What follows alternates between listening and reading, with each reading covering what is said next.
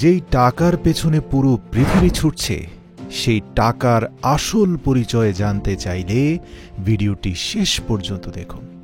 কি ভাবছেন? মনে মনে বলছেন, আমি কি তাহলে টাকা চিনি না? হ্যাঁ প্রিয় দর্শক, আমি বলছি আপনি টাকা চিনেন না। যদি আপনি টাকা চিনতেন তাহলে কখনোই বলতেন না যে ৩০ টাকা কেজির পটল কি করে ৮০ টাকা কেজি হলো, আরে ১০ টাকার আলু কি করে ৬০ টাকা হয়ে গেল। সরকার কি দেখে না দ্রব্যমূল্যের দাম যে বেড়ে যাচ্ছে? কি আপনি এমন কথা বলেন? যদি আপনি এমন কথা বলেন তাহলে আপনি টাকাকে চেনেন না। প্রিয় দর্শক, দ্রব্যমূল্যের দাম কখনোই বাড়ে না। বাস্তব সত্য কথা কি জানেন? টাকার মূল্য কমে যায়। আর টাকার মূল্য বাড়ে বা কমে কিভাবে, তা জানতে হলে আপনাকে আগে জানতে হবে টাকার আসল পরিচয় কি।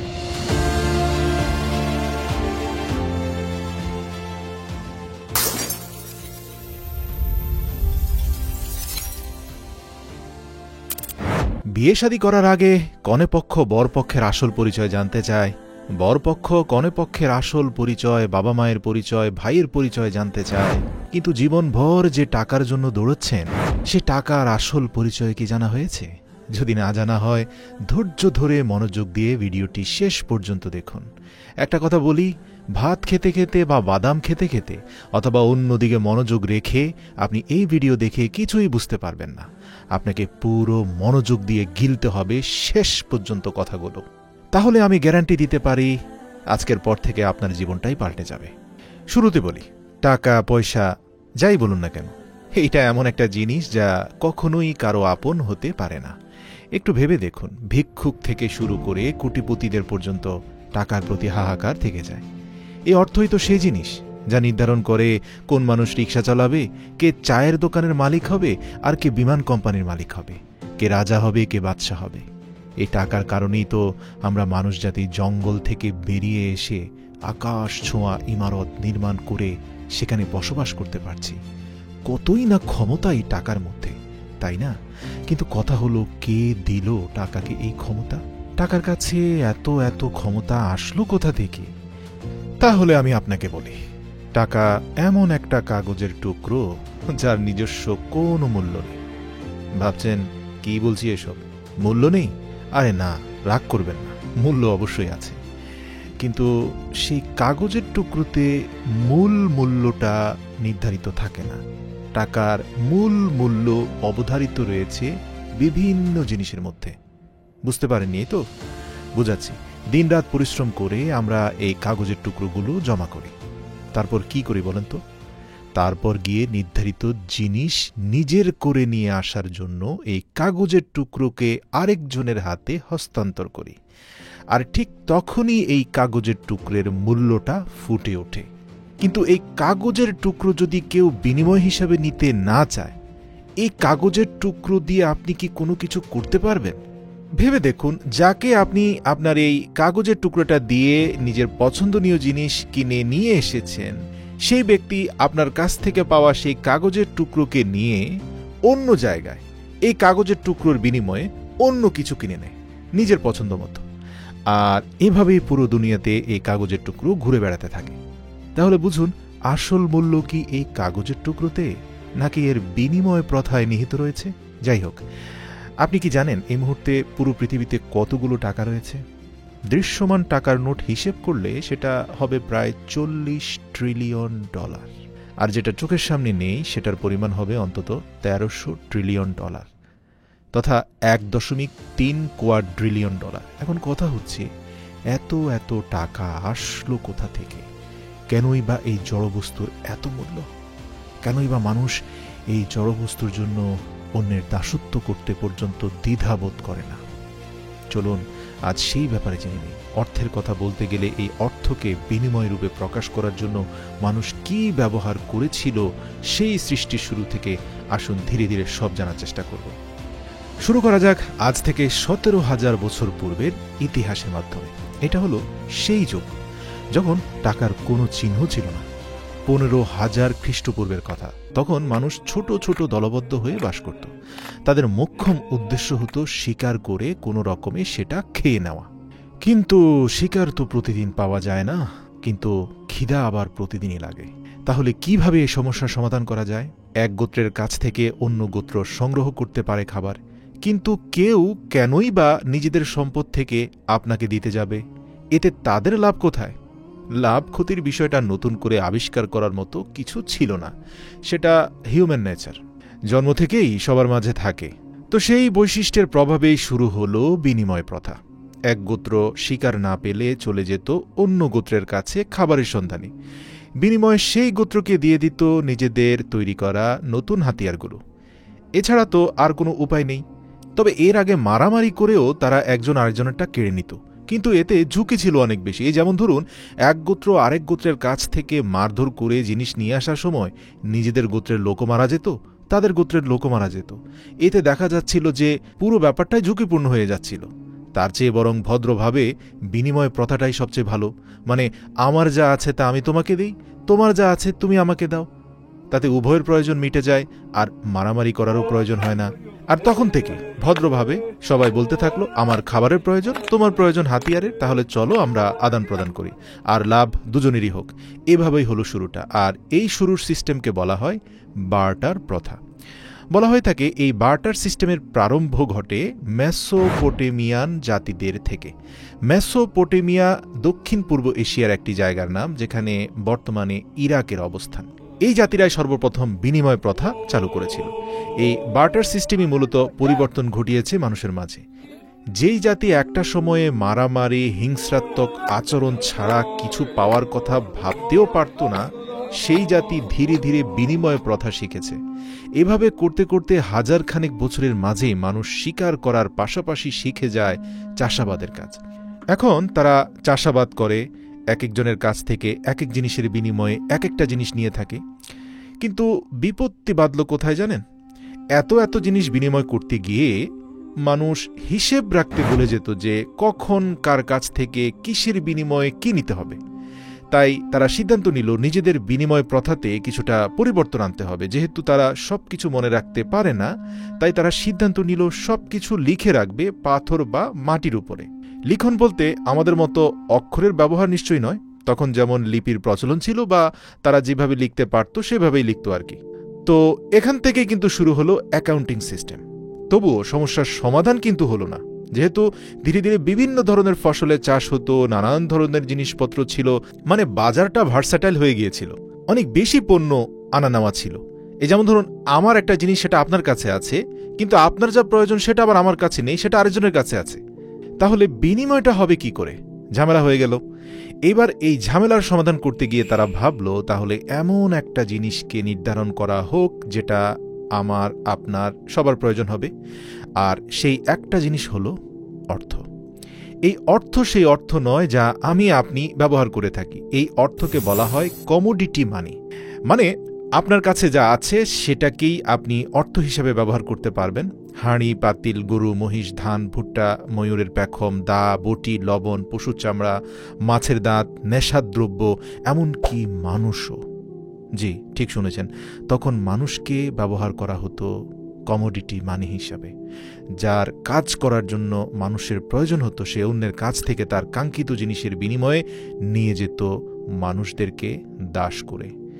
ইয়াপ দ্বীপের মানুষজন আবার অর্থ হিসাবে ব্যবহার করত ডোনাটের মতো দেখতে বিশাল বিশাল পাথর।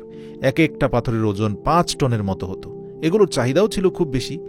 একবার এই পাথর কোনো জায়গায় রাখা হলে সেটা সেখানেই থেকে যেত, শুধু মনে রাখা হতো এই পাথরটি কার ছিল। কমোডিটি সিস্টেম এর কারণে মানুষের জনজীবন অনেকখানি সহজ হয়ে যায়, ব্যবসা প্রথার বেশ অনেকটা প্রসার ঘটে। কিন্তু এই রীতিতেও সমস্যার অভাব ছিল না। এই যেমন ধরুন, একজন একটা লোহার হাতিয়ারের বদলতে অ্যালকোহল জাতীয় জিনিস দিল। লোহার জিনিসের মূল্য আর অ্যালকোহলের মূল্য নিশ্চয়ই এক নয়।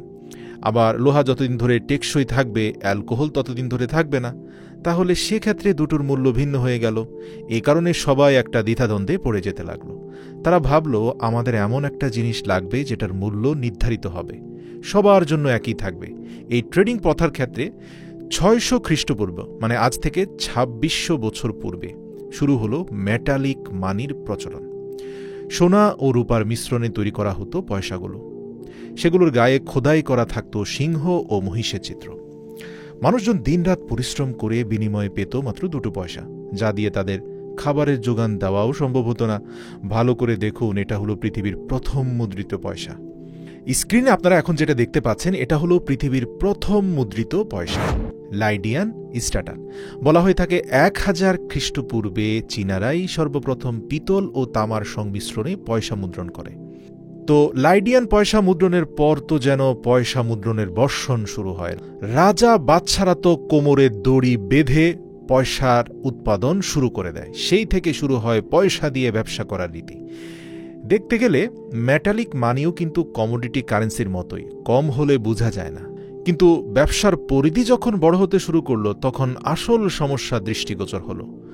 500 খ্রিস্টপূর্বে এমন একটা সময় যখন জোরে সোরে চলছিল ওভারসিজ ট্রেডিং, মানে গ্লোবাল ট্রেডিং, এক দেশ থেকে আরেক দেশে পণ্য আমদানি রপ্তানি, এটা খুব জমজমাট হয়ে উঠেছিল। তো এই ব্যবসার রীতিতে পয়সার প্রচলন বেশ ভালো ছিল, যেহেতু আগে থেকে পয়সাটা জনপ্রিয় হয়েছিল। যত বেশি উপাদান তত বেশি পয়সা, আর এই বিনিময় প্রথা চলত জাহাজের মাধ্যমে। এখন জাহাজে করে পয়সা আনা নেওয়া করতে গেলে দেখা যেত যে পরিমাণ মাল নেওয়া হয়েছে ঠিক সে পরিমাণ পয়সা এখন জাহাজেই ধরছে না, পয়সার ভার আরও বেশি হয়ে গিয়েছে। পয়সার অতিরিক্ত ওজনের কারণে সেগুলো আনা নেওয়া করতে কষ্ট হচ্ছে, এছাড়া চুরির সম্ভাবনা তো রয়েছেই। তাই সবাই ভাবল অন্য একটা মাধ্যম খুঁজে নেওয়া যাক, এমন একটা মুদ্রা বের করা হোক যেটার ওজনও কম হবে, আনা নেওয়া করতেও সুবিধা হবে। ইংরেজিতে একটা প্রবাদ আছে, আপনাদেরকে বলে রাখি, everybody likes progress but nobody like changes. মানে সবাই চায় উন্নতি হোক, কিন্তু পরিবর্তনের বেলায় কেউ এগিয়ে আসে না, মানে পরিবর্তন চায় না। আর এটাই হয়েছে পেপার মানির ক্ষেত্রে। বলে রাখি, পেপার মানি সর্বপ্রথম প্রচলন করেছিলেন চেঙ্গিস খানের নাতি। তিনি সর্বপ্রথম বার্ক ট্রি তথা গাছের ছাল দিয়ে এক প্রকার কাগজ তৈরি করে সেই পেপার মানির প্রচলন ঘটান। কিন্তু ওই যে বললাম, কেউ পরিবর্তন পছন্দ করে না, আর করবেই বা কেন? কুবলা খান মানে চেঙ্গিস খানের নাতি, তিনি তো তখন চীনের রাজা ছিলেন। তো মানুষজন তাকে এনে দিত ভরপুর হিরে আর জহরত, তার পরিবর্তে সে দিত একটা কাগজের টুকরো। তবে পছন্দ না করলেও নিতে তো হতো, আর যে নিতে চাইতো না তাকে সোজা মৃত্যুদণ্ডের আদেশ শুনিয়ে দেওয়া হতো। ওই পেপার মানিগুলোর উপরে কি লেখা থাকতো একটু বলে রাখি। এগুলোর গায়ে লেখা থাকতো IOU, মানে হলো আমি তোমার কাছে ঋণী, তুমি এই কাগজ নিয়ে যাও আর আমাকে তোমার হীরা দিয়ে দাও বা যা আছে সম্পদ দিয়ে যাও। যখন তোমার আবার আমার এই সম্পদের প্রয়োজন হবে তখন আবার এই কাগজ আমার কাছে নিয়ে এসে তোমার সম্পদ নিয়ে যেও।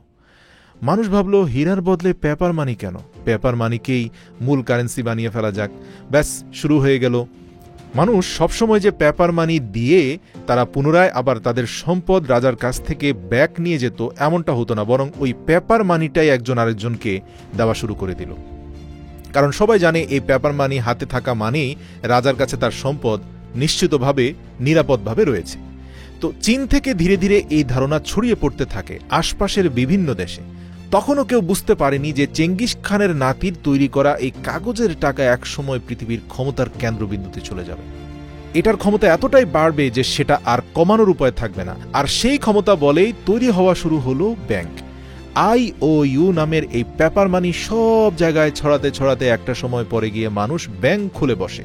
তো ব্যাংক থেকে মানুষ IOU এর পেপার মানি নিয়ে যেত আর তার বদলে রেখে যেত তাদের স্বর্ণমুদ্রা। এর কারণ হচ্ছে ব্যাংকের কাছে স্বর্ণমুদ্রা নিরাপদে থাকবে, নিজের ঘরে যদি স্বর্ণমুদ্রা রাখে তাহলে তো সেটা চুরি হওয়ার সম্ভাবনা বেশি। আর এদিকে ব্যাংক কি করলো দেখুন, আপনারা তো জানেনই ব্যাংকের হাতে ক্ষমতা গেলে তারা কি করে। আসলে ব্যাংক টাকা ইনকাম করে মানুষকে ধার দিয়ে। তো নিজের হাতে তৈরি করা IOU পেপারের মূল্য যখন বেড়ে যেতে দেখলো তখন ব্যাংক কি করলো, তার নিজের কাছে যত না বেশি স্বর্ণমুদ্রা আছে তার থেকেও অতিরিক্ত পরিমাণে IOU মুদ্রা ছাপাতে শুরু করে দিল।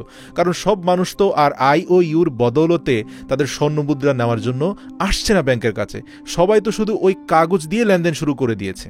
তো যার কারণে এই সুবিধাটা ব্যাংক নিয়ে তারা কি করলো, অতিরিক্ত মাত্রায়, মানে যতটুকু তার কাছে স্বর্ণমুদ্রা নেই তার থেকেও দ্বিগুণ, তিনগুণ, এমনকি 4 গুণ পরিমাণে IOU মুদ্রা ছাপাতে শুরু করলো। এতে কি ঘটলো? এতে ঘটলো এক মারাত্মক বিপত্তি। দ্রব্যমূল্য ক্রমাগত বাড়তে থাকে। যেখানে আগে 1 IOU দিয়ে একটা জিনিস পাওয়া যেত, সেই একই জিনিস এখন 10 IOU দিয়ে কিনতে হয়। এর কারণ আপনি অতিরিক্ত IOU ছাপিয়েছেন, কিন্তু সে অনুযায়ী দেশের সম্পদ তো বাড়েনি। মানে স্বর্ণমুদ্রা বলেন বা সম্পদ বলেন, ওগুলো তো সে পরিমাণে রয়ে গেছে, কিন্তু আপনি টাকা ছাপিয়েছেন মাত্রা অতিরিক্ত। তো মানুষ বুঝতে লাগলো যে তাদের মুদ্রার মূল্য কমে যাচ্ছে, তাই তারা আবার ব্যাংকে গিয়ে তাদের স্বর্ণ মুদ্রা ফেরত চাইল, কিন্তু ব্যাংক তাদেরকে কিছুই দিতে পারলো না। ফলাফলস্বরূপ ব্যাংক থেকে মানুষের বিশ্বাস উঠে গেল। এবার তারা তাদের স্বর্ণ মুদ্রা তাদের বাসা বাড়িতেই লুকিয়ে রাখতে শুরু করলো। ফের কমে গেল আই ও ইউ মুদ্রার সার্কুলেশন, নানান সমস্যার দেখা মিলতে লাগলো। এবার 1816 সালে ব্রিটেন একটা নতুন নিয়ম স্থাপন করলো। তারা বলল যে এভাবে ঘরে ঘরে স্বর্ণমুদ্রা রেখে চুরি ডাকাতি বাড়ছে, তো আসো আমরা রাষ্ট্রীয়ভাবে একটা বিশ্বস্ত মাধ্যম খুলি। তারা বলল ততগুলোই মুদ্রা ছাপা হবে যতগুলো স্বর্ণ আমাদের কাছে থাকবে। এতে করে দ্রব্যমূল্যের ঊর্ধ্বগতিও কমবে, মানুষের ঋণের পরিমাণও কমে যাবে। তখন থেকেই সবার এটা পছন্দ হলো। তো ব্রিটেনের এই কথা পুরো বিশ্ব পছন্দ করলো। প্রচলন ঘটল স্বর্ণের স্ট্যান্ডার্ড অনুযায়ী মুদ্রার দাম নির্ধারণের রীতি। দেখতে দেখতে ব্রিটেনের পাশাপাশি অন্যান্য দেশগুলোতেও একই নিয়ম প্রতিষ্ঠিত হতে লাগলো এবং পরিশেষে 1900 সালে ইউএসএ স্বর্ণের স্ট্যান্ডার্ডকে নিজেদের নামে করে নিল।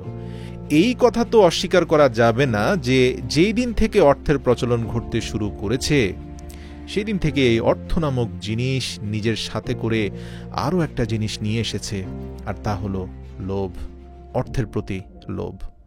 এ লোভ কখনো কমার নয়। আপনার কাছে 1 টাকা থাকলে আপনি চাইবেন 10 টাকা হোক, 100 টাকা থাকলে চাইবেন 1000 হোক, এমনকি 100 কোটি টাকা থাকলেও আপনি চাইবেন আপনার কাছে 1000 কোটি টাকা হোক। কারণ ব্যাপারটা এমন যে এত থাকলে অত হবে না কেন? মানুষের এই ভাবনার কারণে এই যে গোল্ড স্ট্যান্ডার্ডের টাকা, মানে স্বর্ণের সমমান রক্ষা করে টাকার যে মান, সেটার মধ্যে আবারও ঝামেলা শুরু হয়ে গেল। মানে আগে যে ঝামেলাটা হয়েছিল সেই ঝামেলা আবারও শুরু হয়ে গেল। আর এই ঝামেলার কেন্দ্রবিন্দুতে কিন্তু লোভ ছিল।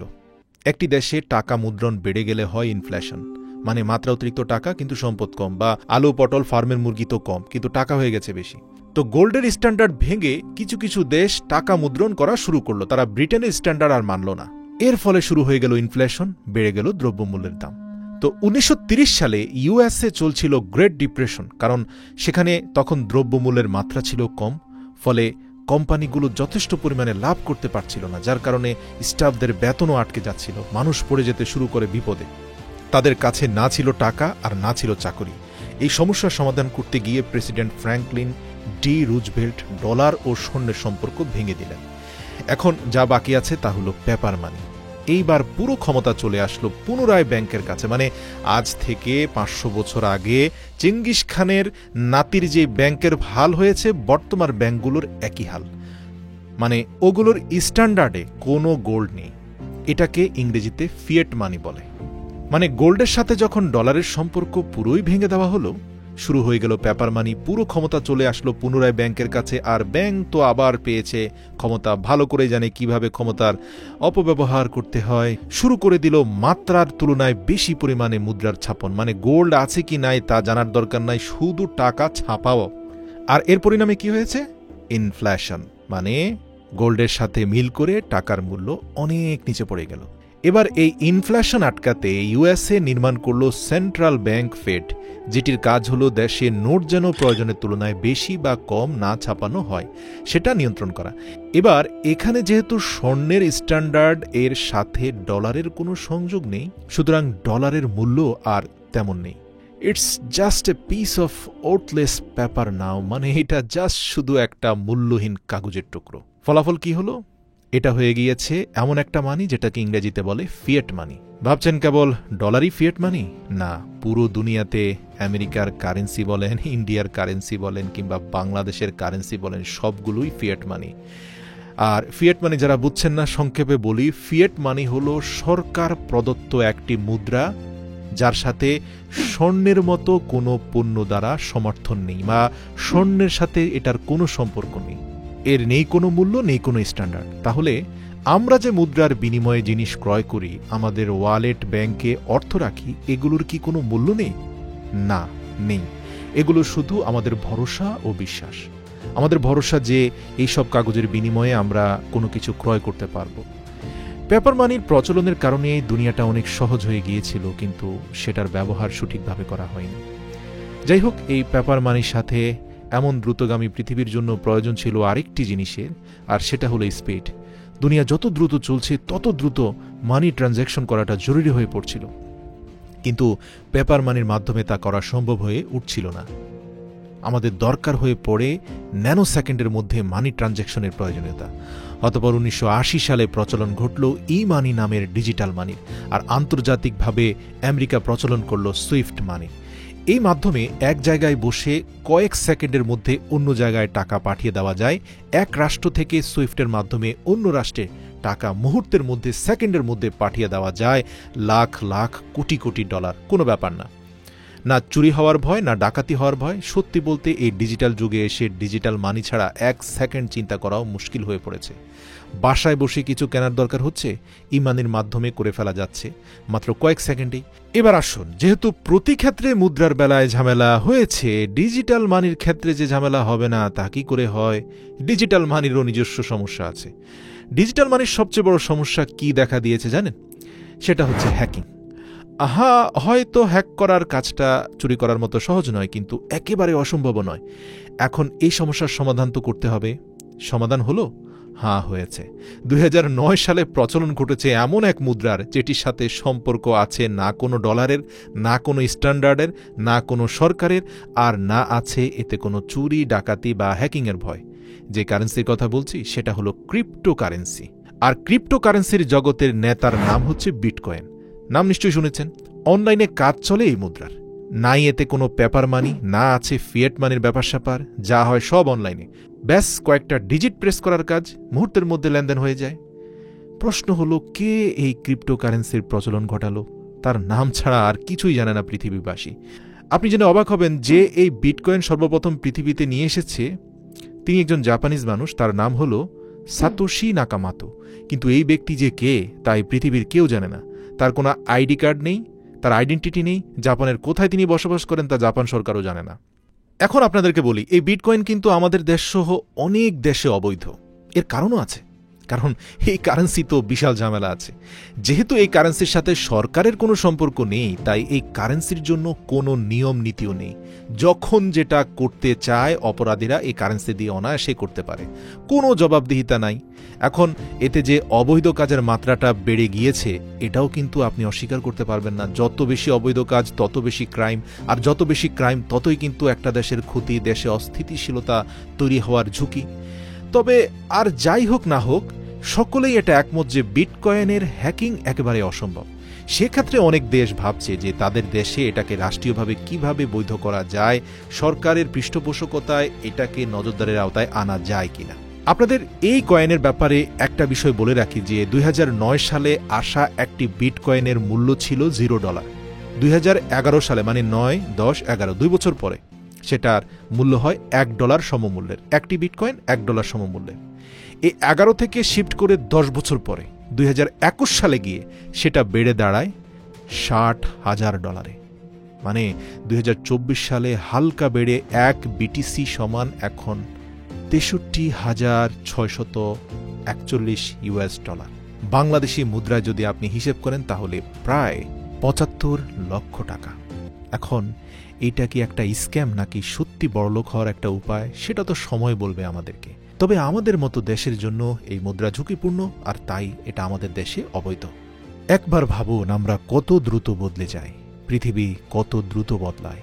যেখানে একটা সময়ে হাতিয়ারের পরিবর্তে খাবার পাওয়া যেত, সেখানে সেটা ধীরে ধীরে রূপ নেয় স্বর্ণ, রূপার মুদ্রায়, এরপর পেপার মানিতে। এখন গিয়ে এমন এক অবস্থানে এসে দাঁড়িয়েছে আমরা এই অর্থ দেখতেই পাই না।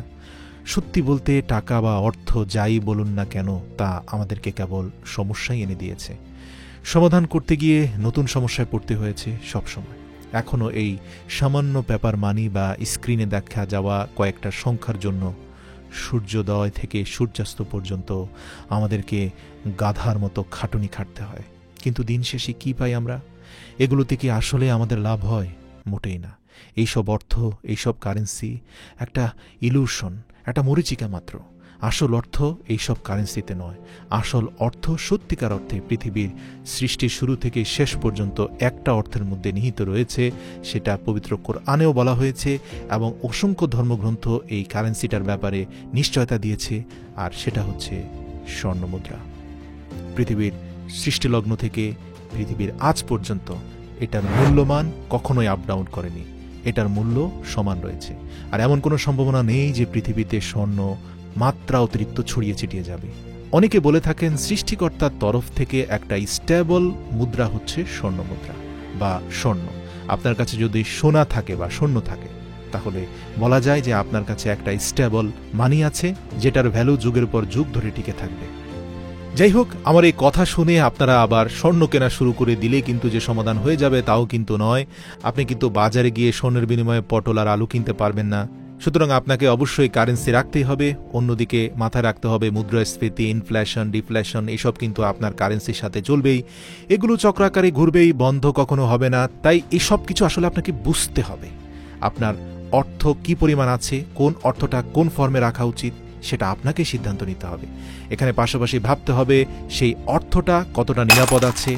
শুধু অর্থের মানের দিকে তাকালেই হবে না, এটা নিরাপত্তার দিকেও তাকাতে হবে। পৃথিবীতে এখন যত টাকা আছে তা যদি পৃথিবীর সবগুলো মানুষের কাছে বিলি করে দেওয়া হয়, তাহলে সবাই তাদের প্রাথমিক অবস্থানে ফিরে আসবে। কারণ ধনীরা টাকার জন্য কাজ করে না, টাকা তাদের জন্য কাজ করে। আর এটা বুঝতে হলে আমাদেরকে আগে নিজেদেরকে ফাইন্যান্সিয়ালি এডুকেটেড করতে হবে।